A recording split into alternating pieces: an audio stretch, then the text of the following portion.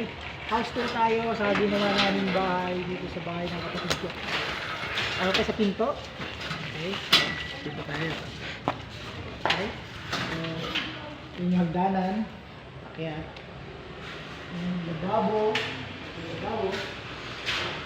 pag yung bintana na yun, so exhaust, so wala pa. Nakabang pa sa exhaust. Tapos ito yung CR. Ang CR, so pintura na lang at saka masilya. Then, bali, i-apply na lang yung tiles. Ayun na nga pala yung tiles niya, binili namin.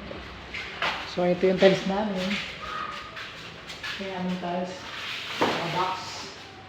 30 by 30. Yan yung para sa CR. Tapos, ito yung mga ilaw natin. So, ito yung mga ilaw natin. Para sa nakabang na bar counter.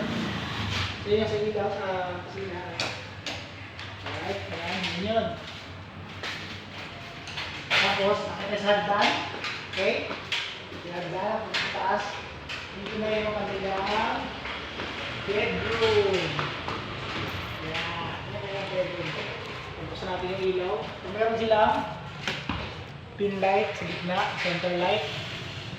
Tapos meron silang pin light. So, ang pin light nila, ito yung tricolor. May blue, may white, may dilaw. Tapos ito pa yung kanilang pin light. Yan. So, ayan, may cabinet. May isang cabinet sila. Cabinet. Nalagay ng mga damit. Then ito.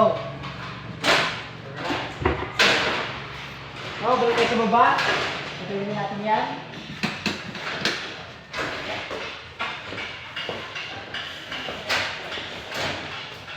Ito lang tayo. So natin yung ilaw sa taas. Ito yung kaniyang center light and then headlight. Yan.